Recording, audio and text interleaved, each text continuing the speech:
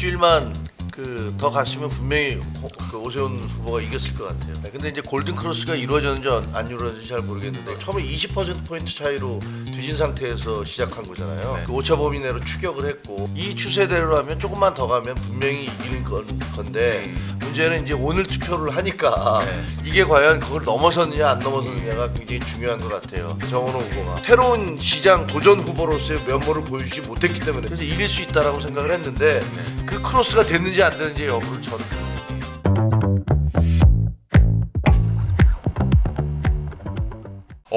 어제가 공직선거운동 마지막 날이었는데 이제 뭐 어제 각 지역의 이제 주자들이 이제 피날레 유세를 했습니다. 그래서 이제 어제 격전지 피날레 유세가 어떻게 됐는지 후보들 주요 모습 한번 직접 보실게요. 내일 뽑히는 서울시장의 임기는 이재명 대통령의 남은 임기랑 정확하게 일치합니다.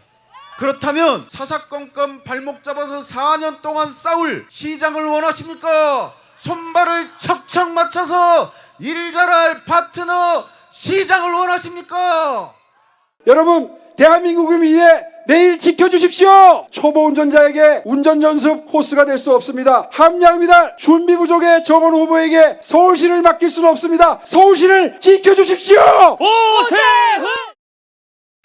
네, 이제 민주당 정원호 후보는 이제 그 서울 중구 청계광장에서 이제 당 차원의 마지막 유세를 하면서 이제 뭐 본인의 이제 그 이재명 정부와 이제 이번 뽑히는 시장의 임기가 일치하는 걸 강조하면서 뭐 같이 일을 하게 해달라 뭐 이런 얘기를 했고, 그다음에 정 후보는 이제 청계광장에서 당 차원의 유세를 마치고 이제 복정역으로 가서 복정역 환승센터에서 뭐 이제 새로운 출발하겠다 뭐 이제 이런 류의 메시지를 또 내면서 선거운동을 마감했습니다. 그리고 국민의힘 오세훈 후보 같은 경우는 이제 청년층들이 많은 이제 신촌에서 이제 마지막 공식 유세를 마치고 이제 본인이 설치한 이제 광화문 광장의 감사의 정원에 와서 이제 그 유권자들 만나면서 마무리를 했는데요. 이제 어쨌든 뭐 이제 두 후보의 메시지를 비교해 보면 정원호 후보는 이제 뭐 이재명 대통령과 함께 일 잘하는 서울시장, 요게 이제 뭐 프랜차이즈고, 오세훈 후보 같은 경우는 이제 서울은 최후의 보루다, 마지막은 서울만큼은 지켜달라, 정원호는 초보다, 뭐 이제 이러면서 정권 견제론, 정권 심판론에 불을 붙였습니다. 이게 뭐 이거는 뭐 세 분이 자유롭게 한번 얘기를 나눠보시면 될 것 같아요. 이게 서울의 이런 각자의 프레임, 이것이 뭐 유권자들한테 어떻게 소구될지 뭐 편하게 아무 분야 말씀 주시면. 일단 제가 아까 제일 처음에 그 이번 선거에 흐르는 관통하는 그 키워드를 일 잘하는 이재명 대통령과 함께라고 이제 말씀을 드리고 설명을 못 드려서 네. 지금 이제 같이 좀 말씀을 드리면 결국은 지금 이재명 대통령이 집권한 지가 거의 딱 1년 되는 시점인데 그 1년 동안 사실 뭐 우리나라의 그 민주주의를 다시 회복하고 뭐 이런 여러 가지 상황도 있습니다만 제일 중요한 건 경제적으로 뭔가 좀 다른 모습을 보여주더라. 네. 기존의 대통령들과는.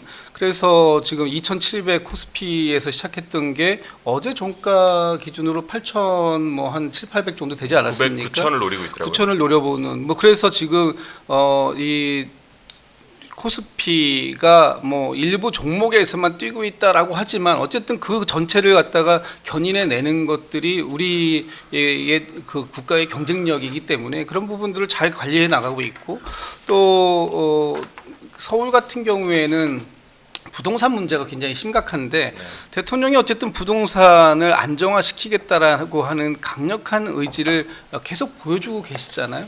그런 부분들이 또 시장도 어느 정도는 일정 부분 따라와 주고 있고 그래서 결국 일 잘하는 시장, 일 잘하는 대통령과 일 잘하는 지방 일꾼들을 함께 뽑아달라 그러는 것들이 지금 뭐 국민의힘이 얘기하는 소위 대통령을 견제하겠다라는 심리보다 조금 더 앞에 있는 게 아닌가, 위에 있는 게 아닌가 이렇게 이제 볼 수 있는 것이고 서울 같은 경우에는 오세훈 후보께서 지금 이제 4번째, 5번째 시장에 도전하시는 거고 뭐 10년의 서울시장, 뭐 시정 그런데 그 중간에 몇 년이 ቢ었다라고 하더라도 연속해서 벌써 5년 이상의 서울시장직을 해오신 상황이라면 그 부분에 대한 평가는 반드시 필요하다. 특히 삼성역 그 GTX A09에서 178톤의 철근이 누락되는 사고가 있었다. 그런데 그것이 일반 사고인지 중대 사고인지조차 답변하지 못하는 그래서 서울 시민의 안전을 크게 위협하고 있는 그런 상황임에도 불구하고 내가 거기 가서 무슨 도움이 되겠냐라고 얘기하는 서울시장 후보 이 부분에 대해서 좀 비판할 건 정확하게 비판을 해야 된다라는 이제 생각이 들었고요. 그런 측면에서 이 서울시장에 대한 서울 시민들의 어떤 그 기대감 이런 것들이 사실은 이 성동구청장을 삼선하면서 12년 동안의 성과를 가시적인 성과를 내온 정원호 후보에게 상당히 많이 쏠림이 좀 있었다. 그럼에도 불구하고 이제 오세훈 후보의 추격이 막판에 좀 세게 좀 있었던 것도 사실입니다. 뭐 정원호 후보에 대한 어떤 검증이라는 이름으로 네거티브를 상당히 심하게 하셨는데 네. 그런 부분들에 대한 평가는 네. 유권자들께서 해주실 거고 이재명 대통령의 자녀 임기가 4년 남았습니다. 정확하게. 네. 그런데 이번에 시작하는 지방선거에서 뽑히는 일꾼들은 똑같이 4년의 임기를 같이 한다. 그랬을 때 과연 이재명 정부가 보여줄 수 있는 최대치를 얼만큼 보여줄 수 있을까 하는 기대감 여전히 전 높다고 보고요. 그런 측면에서 정원호 후보가 어제 마지막 유세에서 강조했던 안전한 서울 또 그리고 성과 내는 서울 뭐 세금이 아깝지 않은 서울 이런 부분들에 대해서도 유권자들께서 좀 반응을 해주시지 않을까라는 기대를 갖고 있습니다. 알겠습니다. 만약에 한 일주일만 더 갔으면 분명히 그 오세훈 후보가 이겼을 것 같아요.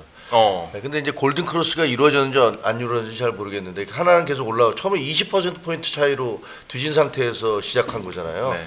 그래서 거의 이제 그 오차 범위 내로 추격을 했고 엎치락뒤치락 뭐 엎치락까지 있었는지 모르지만 네. 거의 붙어 있어요. 그러니까 이 추세대로라면 조금만 더 가면 분명히 이기는 건데 문제는 이제 오늘 투표를 하니까 네. 이게 과연 그걸 넘어섰느냐 안 넘어섰느냐가 굉장히 중요한 것 같아요. 사실 오세훈 시장은 굉장히 불리한 여건에서 시작한 거예요. 네. 왜냐하면 당 지도부가 엉망진창이었잖아요. 공천 뭐 제대로 안 돼서 뭐 네. 그리고 공관위원장이 이미 하고 있었던 사람 다 물러나세요. 이렇게 얘기를 하고 네. 그거는 뭐 그 서울시장이라든가 부산시장이라든가 이런 사람들 다 물러나는 거 아닙니까? 새로운 사람들 줄 테니까 뭐 이런 식으로 얘기하고 또 최고위원이라는 사람이 조광한 최고위원이 나와서 그랬잖아요. 한 게 뭐 있습니까? 서울시장이 자기 당 최고위원이 자기 당 서울시장 후보한테 그렇게 막말을 했어요. 근데 아무런 징계도 안 하더라고요. 그런 가운데서 악전 고투를 하면서 시작을 한 거예요. 근데 저는 정원호 후보가 상당히 성동시장도 3번이나 구청장도 3번이나 했고 그래서 상당히 파괴력이 있을 수도 있겠다라고 생각을 했는데 결과론으로 보면 굉장히 과대 포장돼 있구나. 그리고 혹시 성동구청장을 잘했을지는 모르지만 이 그릇은 거기에 맞는 그릇이지 서울시장의 그릇은 아니구나라는 생각을 저는 개인적으로 했어요. 왜냐하면 뭐 본인이 제기된 문제들에 대해서 예를 들면 젊은 시절에 경찰관을 폭행했다라든가 뭐 이런 부분들에 대해서 그냥 제가 젊은 시절에 혈기 왕성하던 시절에 잘못했습니다. 그리고 그 이후에 그렇게 안 살려고 노력했습니다. 이렇게 얘기하면 될 걸 5.18 무슨 뭐 얘기하다 한 거라고 5.18 얘기하다는 사람을 때려도 되는 겁니까? 경찰관 폭행을 됩니까? 말도 안 되는 소리를 하셨고 그 다음에 기자들 질문을 하는데 뭐 질문을 하니까 뒤에 있는 분이 어떤 분이 대답하지 마 이렇게 얘기하니까 가만히 입을 딱 다물고 아무 말도 안 해요. 아니, 허수아비입니까? 그래서 도저히 이해가 안 되는 행동들을 하시더라고요. 그리고 유세하는 현장들을 봤는데 유세하는 거를 무슨 전대협 무슨 진군가 뭐 하는 것도 아니고 왜 저렇게 하긴 무슨 그런 연설을 안 해보셔서 그런지 모르겠지만 굉장히 좀 어색한 느낌을 많이 받아서 저분이 굉장히 과대 포장돼 있었구나. 그래서 그냥 가면은 우리가 오세훈 시장이 5선이라는 어떻게 보면 약간의 식상함이 있잖아요. 사람들이 5번씩이나 뽑아줘. 뭐 이런 식상함이 있음에도 불구하고 그 새로운 시장 도전 후보로서의 면모를 보여주지 못했기 때문에 정원호 후보가 그래서 이길 수 있다라고 생각을 했는데 그 크로스가 됐는지 안 됐는지 여부를 저는 모르겠어요. 깜깜이 기간 저 직전까지만 하더라도 뭐 이제 약간 미세하게 앞서는 여론 조사들이 좀 나왔었는데 그 기간 중에 어떻게 뒤집힐지는 아직 모르겠다 뭐 이제 이런 취지의 말씀이신 것 같아요. 근데 이제 어제 피날레 유세에서 좀 특징이 정원 후보 같은 경우는 이제 정청래 대표랑 이제 마지막으로 했고 그걸 정원 후보가 원했는지 안 했는지 모르겠지만 어쨌든 정청래 대표랑 둘이 마지막 유세를 했고 장동혁 대표 같은 경우는 뭐 이제 천안에서 유세를 마치고 서울 왔는데도 결국 오세훈 후보랑 한 번도 마주치지 않았습니다. 지금 선거운동 기간은 한 번도 같이 한 적 없어요. 이거 어떻게 좀 보였습니까? 그러니까 이번에 오세훈 시장이 어쨌든 캠페인을 하면서 일관성을 지킨 거는 저는 인정할 만하다고 봅니다. 그러니까 노선을 분명히 한 거죠. 어쨌든 당내에 장동혁은 장동혁을 아니다. 비롯한 윤호개인 네. 세력과는 확실히 내가 선을 긋는다. 그래서 그런 분들은 이제 선거운동에 결합을 안 했어요. 그리고 뭐 유승민 전 대표라든가, 그렇죠. 그러니까 좀 확장성에 도움이 되는 이제 그런 분들을 의식적으로 앞세우려고 하는 네. 그런 선거 캠페인을 한 거는 조금 전 인상적이었다고 봅니다. 그러니까 박형주 시장하고 많이 대비되는데 박형주 시장은 그게 오락가락했어요.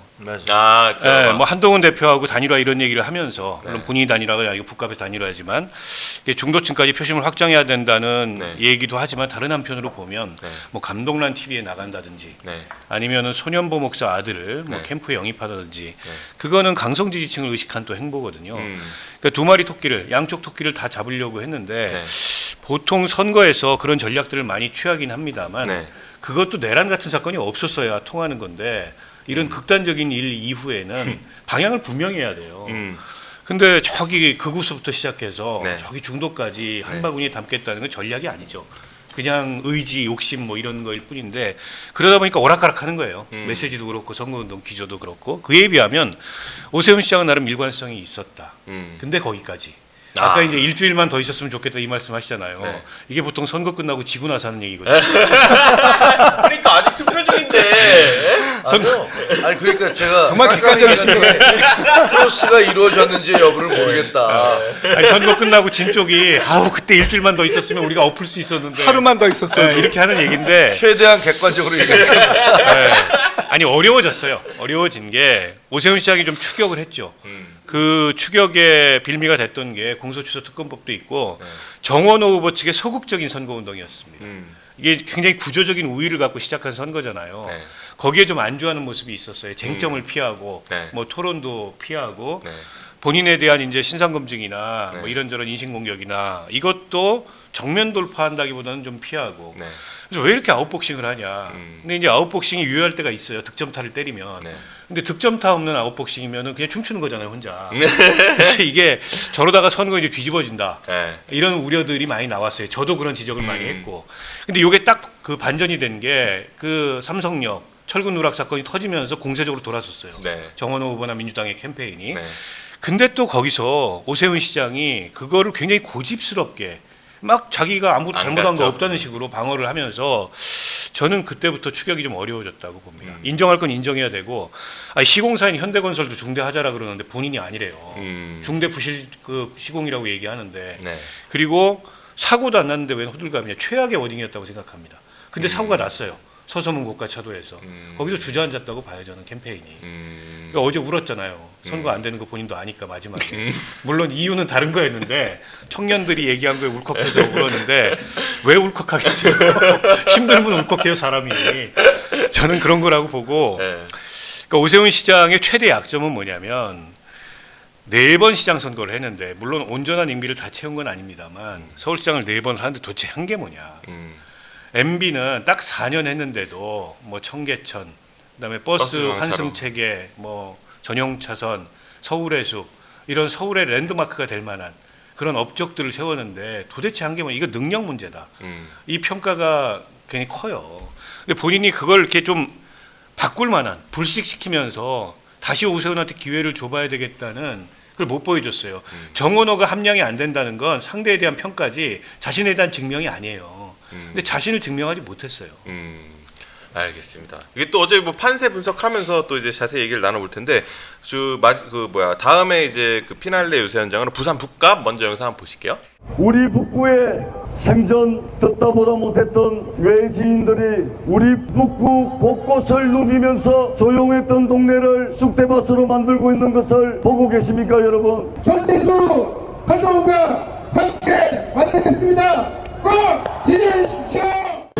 오로지 북구에서 제대로 일해본 사람, 또 진짜 북구 사람인 박민식만이 북구 발전을 책임질 수 있습니다. 어쩌면 이번 선거를 통해서 저 한동훈보다 더 유명해진 살박팔몽이라고 부르거든요. 제게 베풀어 주신 이런 마음에 제가 대단히 감사합니다. 이재명 정권은 공소 취소 같은 거 꿈도 못 꾸게 될 겁니다. 그걸 해낼 사람이 한동훈밖에 없습니다.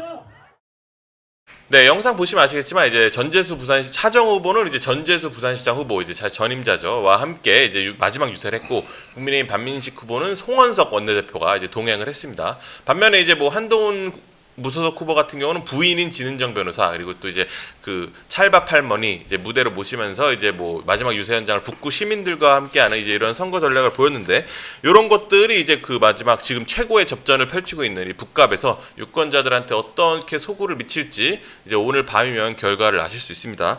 그래서 저희가 지금 이제 아까 말씀드린 대로 이제 투표율이 점점 계속 이제 실시간으로 나오고 있는데 저희가 투표율을 보면서 이제 판세를 좀 따져봐야 될 것 같아요. 지금 10시 기준으로 전국 11%를 넘어서 11%를 기록을 했는데 이게 이제 아무래도 뭐 이제 비교적 저번 선거에 비해서 높은 수치입니다. 그리고 사전 투표율 같은 경우도 23.1% 이게 역대 최고치고 근데 이제 뭐 이제 전남 같은 경우가 38.95 거의 뭐 10명 중 4명이 이제 그 사전 투표를 한 거고 대구 같은 경우는 18.65 10명 중 2명도 이제 투표를 안 한 겁니다. 그래서 이게 뭐 지역별로 이렇게 사전 투표에 대한 뭐 신뢰와 불신 뭐 이런 것들이 좀 엇갈리는 결과라고 볼 수 있겠는데 사실 사전 투표가 이렇게 높게 나왔다 이거는 뭐 전통적 문법으로 보면 민주당한테 뭐 괜찮은 결과다 이렇게 보는 시선들이 있잖아요. 그렇습니다. 뭐 나쁘지 않죠. 사전 투표에서 전통적으로 사전 투표가 높았을 때 그리고 전체 투표율이 높았을 때 민주당이 압승했던 경험들이 있었기 때문에 그런 과거의 전례로 본다면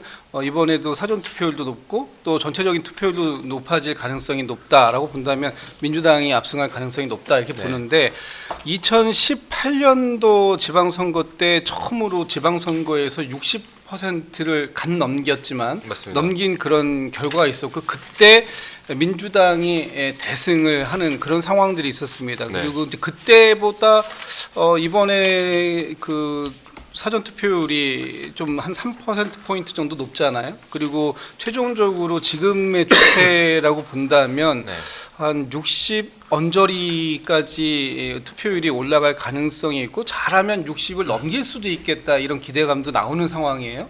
그러면 민주당 입장에서는 적극적인 투표층 특히 뭐 30, 50 세대의 투표층에서 조금 더 승리의 어떤 그 모멘텀을 얻을 수 있는 상황이 될 수도 있겠다 이런 생각이 들어서 일단 투표율만 놓고 보면 지금 현재의 투표율은 민주당에서 좀 고무적일 수 있겠다 이런 생각이 듭니다. 네. 이게 역대 지방선거 투표를 이제 한번 보시면 이제 뭐 이제 사전 투표가 2014년부터 이제 시작이 됐는데 이제 뭐 2014년 당시에는 이제 사전 투표율이 11.49%밖에 안 되는데 지금 이제 계속 올라가더니 이번 선거는 23.51까지 올라갔습니다. 그래서 이제 2018년 같은 경우는 뭐 이제 60.2% 지방선거가 사실 50%대에 항상 머물러 왔었는데 60.2%를 찍었고 저때 당시는 사실 이제 문재인 대통령 때 뭐 이제 북미 정상회담 뭐 이런 빅 이벤트들이 많아서 이제 당시 여당이던 민주당이 엄청난 지지를 얻을 때였는데 이번 투표율은 그래서 뭐 이제 50에서 60 사이가 되지 않겠느냐 뭐 이제 이런 관측들을 하시는 분들이 많은데 사전 투표율이 저렇게 3% 정도 더 높게 나왔다는 건 저번 선거에 비해서 아무래도 뭐 이제 좀 뭐 그 민주당 입장에서는 민주당한테 유리하게 해석을 할 거고 국민의 입장에서는 뭐 이제 이건 전체 투표율 자체가 높아지는 것은 뭐 이제 뭐 그동안 투표를 잘 안 했던 청년 투표들이 좀 많아져서 그런 거라고 해석을 할 수도 있을 것 같아요. 그래서 뭐 이제 아무래도 뭐 이런 결과에 대해서는 좀 어떻게 분석을 하십니까? 아니 그 과거하고는 좀 달라졌어요. 왜냐하면 그 사전 투표를 그 아주 강성 보수들 뭐 예를 들면 부정선거 주장하는 사람들 하지 말라고 얘기하잖아요. 근데 지금 국민의힘에서도 사전 투표 해주세요라고 각 후보들도 다 사전 투표 하세요라고 얘기해서 과거처럼 사전 투표하면 절대 안 돼라는 그렇게 생각하는 분들 보수적인 층이 확 줄어들었어요.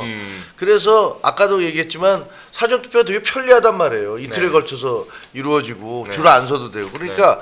점차적으로 사전투표가 올라가고 있는 추세인 것을 부인할 수가 없어요. 그러니까 특별히 뭐 사전투표가 좀 올라갔다고 그래서 이게 뭐 어느 당에 특별히 유리하다라고 얘기하기는 물론 그동안에 해왔던 그런 결이 있어서 민주당이 조금 더 유리해요. 사전투표가 많으면. 근데 과거처럼 그렇게 많이 유리하지는 않아요. 그게 하나고 두 번째는 그 사전투표율이 높다고 해서 본투표율이 반드시 높은 것도 아니에요. 그렇죠. 네, 사전 투표율이 높은데 본 투표율이 더 낮아지는 경우도 있고 사전 투표율이 높은데 본 투표율도 높은 경우도 있고 그래서 어떤 일관된 법칙이 있다라고 얘기하기는 어려운 게 사전 투표가 그렇게 돼버렸다. 대개 근데 전문가들이 얘기하기에 사전 투표와 본 투표의 비율은 약 45대 55 정도다. 이렇게 얘기를 하더라고요. 그러면 20 몇 프로, 23 23.51%가 어저께까지 맞습니다. 사전투표니까 그럼 본투표를 거기다 계산하면 합치면 약 50한 6%? 뭐 이 정도가 안 나올까 이렇게 예상을 했는데 저는 그거보다 높을 것 같아요. 그러니까 사전투표보다 오히려 본투표의 숫자가 조금 더 늘어나는 게 아니냐 네. 그런 생각이 들어요. 56 정도 보신다. 최종 투표율을. 아니요. 그러니까 그렇게 전문가들은 네. 사전투표의 비율대로 간다면 환원을 해본다면 그 정도인데 55% 전후에서 왔다 갔다 하지 않겠느냐라고 얘기했는데 민주당도 그렇게 보더라고요. 저는 그보다 조금 더 나도 높을 것 높을 같다. 것이다. 그리고 예를 들면 북값 같은 경우는 저는 거기는 뭐 65%까지 가지 않을까 이런 생각을 해요. 거기도 뭐 이제 사전 투표율이 25.57, 그러니까 평균치보다 높게 나오면서 유권자 관심이 되게 뜨거운 게 증명이 됐더라고요. 그렇죠. 그리고 지금 현재 투표율도 상당히 높더라고요.